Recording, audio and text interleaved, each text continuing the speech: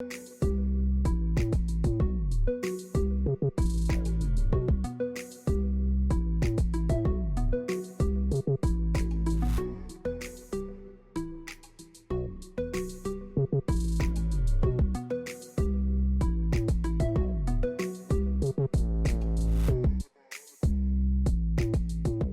here's your Friday edition of InfoHub. We start with the following stories.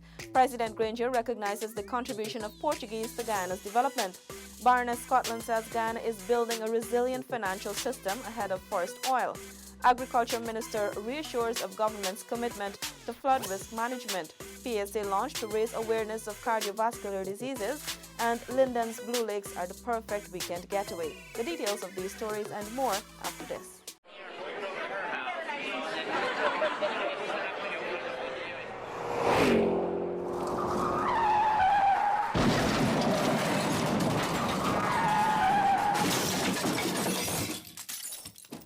In our first story for this evening, President David Granger has noted that the contribution of the Portuguese to Guyana's multi-ethnic society has helped to make the nation stronger. Sunil Williams tells us more. The head of state made this observation while delivering the feature address at a ceremony to commemorate the 183rd anniversary of the arrival of Portuguese indentured immigrants. Listing the numerous contributions that the Portuguese have made to Guyana's development, the president said, I took the initiative after 2015 to designate days which celebrate the plural character of our nation, not to divide, to support the objects of social cohesion.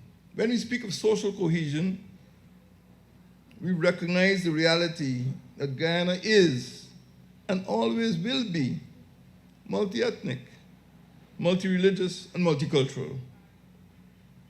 As I said before, miscegenation is forever. Our diversity is an asset, not a liability. We are proud of belonging to a society of many faiths. Highlighting their contributions, the head of state noted that within a century of their arrival, the Portuguese had established themselves in commerce and other industries. Meanwhile, Michael Correa Jr., Honorary Consul of Portugal to Guyana, said although Portuguese descendants pay tribute to their ancestors, they should first recognize their Guyanese identity. We acknowledge our past, and from where we came, let us also use occasions like this to recognize who we are as a nation and who we are as a people. The event to celebrate the day was held at the Sacred Heart Roman Catholic Church on Main Street, which the president says stands as a monument to the Portuguese. Sunil Williams for InfoHub. Guyana was today applauded by Secretary General of the Commonwealth, Baroness Patricia Scotland, for putting mechanisms in place to protect its financial system prior to forced oil in 2020. More in this report. Guyana's not waiting for it to happen before they're asking for advice. The government and the people of Guyana have been asking for assistance in terms of how we structure the new development so that there is in place, before the money comes, the sort of guidelines and mechanisms which will make it very difficult for corrupt practices to grow. Commonwealth Secretary-General the Right Honourable Patricia Scotland speaking today at a press conference hosted on the margins of the Caribbean Financial Action Task Force anti-money laundering workshop for judges and prosecutors. Scotland noted that Guyana, in preparation for the impending oil and gas industry, is building a resilient financial system. She alluded to the country's aspiration of building one of the most robust systems in the world ahead of the potential oil boom. The Secretary-General reaffirmed the Commonwealth Secretariat's commitment to supporting Guyana in this regard. Legal advisor Shadrach Haruna said in many countries rich in natural resources, the probability of bribery and other corrupt activities are prevalent. Therefore, the Commonwealth is assisting these states with procurement and other training. And what we do actually is to see how we can assist the country develop very good procurement guidelines, which will also come from issues of AML-CFC. How do you come up with a very robust procurement guideline to assist in the procurement, as well as the tendering procedures to ensure that there's transparency in tendering, and then the procurement of resources. Haruna said the Secretariat has been providing training for prosecutors, investigators, and procurement officers to prevent corruption and, in the event of an occurrence, efficient response. Guyana has been soliciting the advice and guidance of many international experts and building capacity as it prepares for petroleum production. For InfoHub, Stacey Carmichael. Minister of Agriculture Noel Holder has reassured that the government is committed to flood risk management following the commissioning of a new pump station at New Friendship Vigilance on the east coast of Demerara. Here's that report. Addressing those gathered at a formal ceremony to mark the commissioning of a $240 million drainage pump station at Friendship Vigilance, the minister said, "The government of Guyana, through the Ministry of Agriculture, remains committed to flood risk management for the economic and social well-being of the Guyanese people, and gives us assurance that we will continue to implement aggressive plans and civil works to undertake investments, maintenance, and future planning in drainage and irrigation." Meanwhile, chairman of the Buxton Falls Neighborhood Democratic Council, Forbes Abrams, says that the installation and commissioning of the new facility, coupled with works at back of the village, represents a new beginning for the communities following decades of neglect by previous governments. I am hopeful that when all the works are completed, that we will realize in this area significant expansion in our agricultural output, whether it be in the area of crops or livestock. I'm absolutely optimistic that time will come when we will have grown to the extent that we will need to establish cold storage facilities and warehouses for our abundant production. The new pump station represents the second to be commissioned on the east coast of Demerara. It has one 70.6 cubic pump with capacity to discharge water at a rate of 31,700 gallons per minute. For InfoHub, Stefan Gabriel. The Ministry of Public Health has introduced 7 public service announcements, PSAs, to educate the public on the signs of a heart attack. Minister of Public Health, Walter Lawrence, says the PSA is part of efforts to reduce incidences of cardiac disease in Guyana. The Ministry of Public Health is vigorously pursuing its mandate to reduce the incidence of NCDs, and hence the release of these videos will greatly assist us in supporting this campaign of heightening awareness at all levels in every region so that measures can be put in place to help decrease the morbidity and mortality of coronary heart disease in Guyana. The PSAs were developed in collaboration with the Guyana Program to Advance Cardiac Care, GPACC. Founder and director of GPACC, Dr. Deborah Isaac, notes that education is critical to advancing cardiac care in Guyana. If the public doesn't know,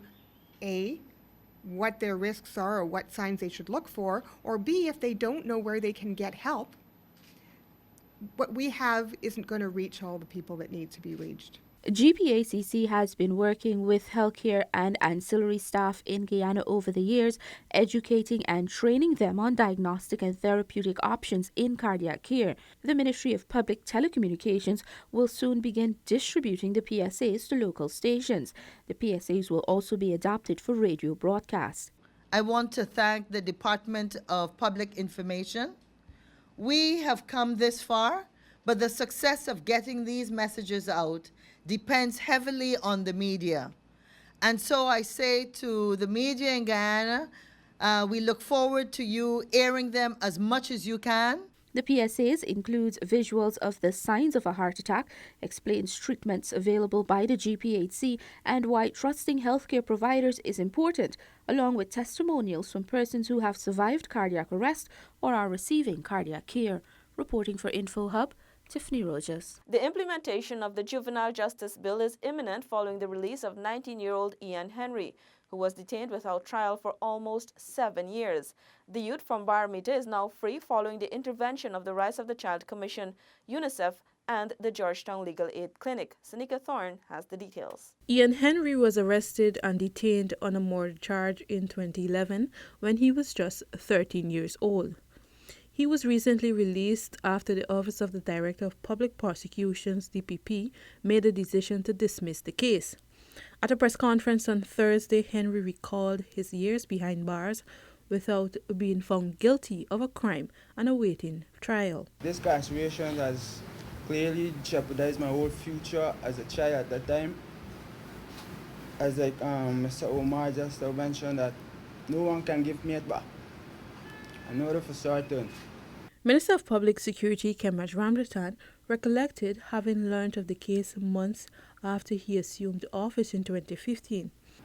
I was totally unaware of the case until, of course, Amar came some years after I became, some months after I became minister, and I indicated to him that he must have, you wanted permission to go and visit them, and I granted that permission. And then the stories that he came out and told me, I decided that I was duty bound then to ensure that this juvenile justice bill becomes a reality. Rights of the Child Commission CEO Amar Pandey said that Henry's case is just one of the many at the country's juvenile institutions.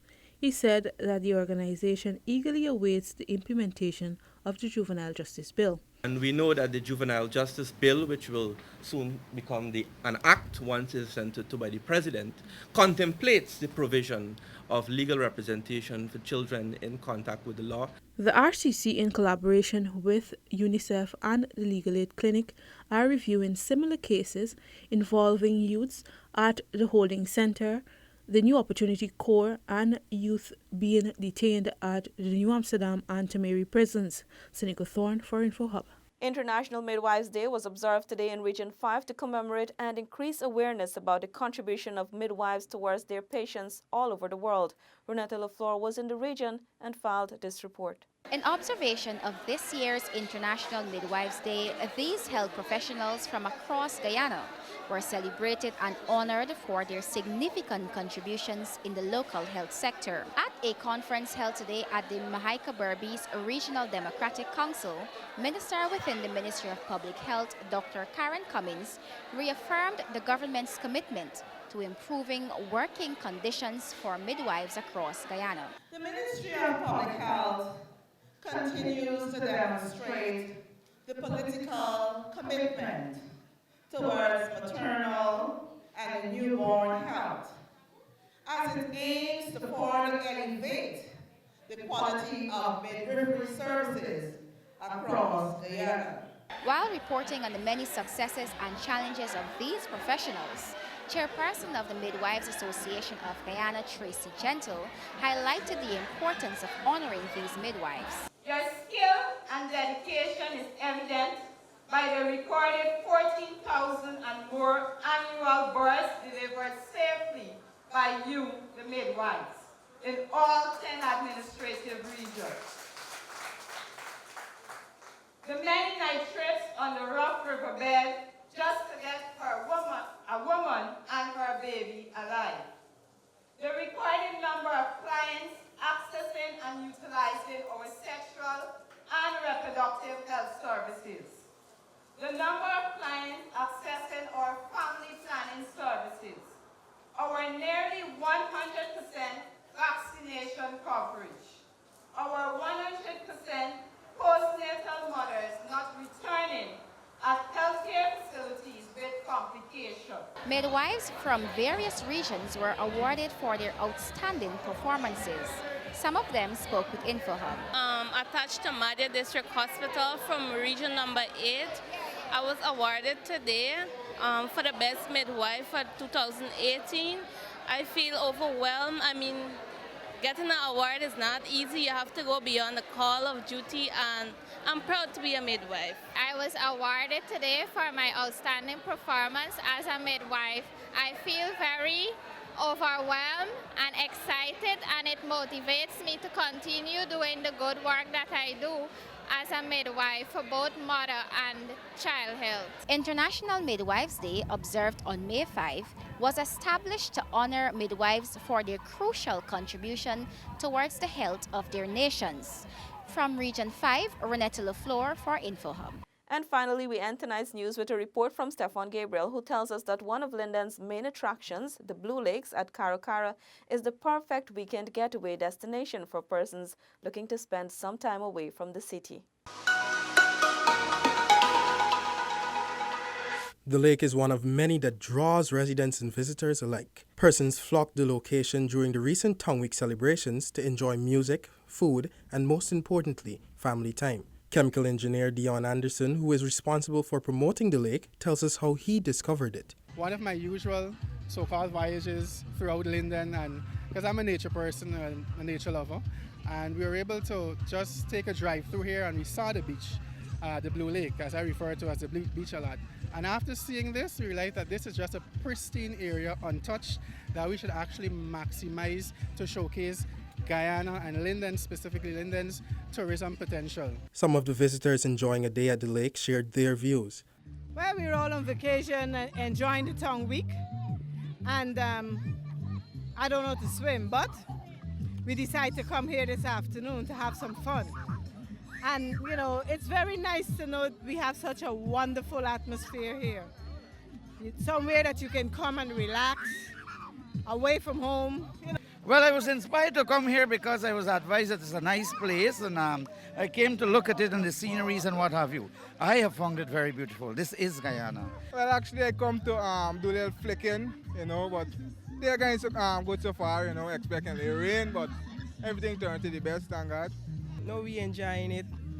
Like to come out here, do the dance and everything, having lots of fun. For those persons interested in spending a relaxing time at the lake, getting there is easy. After entering the town, you proceed along the main road until you approach the first yellow bridge. Make an immediate left, then park at the first clearing, then follow the 2-minute trail that takes you directly to the lake. These blue lakes have always been one of Linden's main attractions, and their potential for tourism development in the mining town is huge, ensuring that it can indeed become a world-rated tourist destination. For InfoHub, Stefan Gabriel. Connect with us 24/7 on our website, Facebook, Instagram, YouTube, and WhatsApp for more details as we bring you updates on what's happening all across Guyana. Thanks for watching. Goodbye.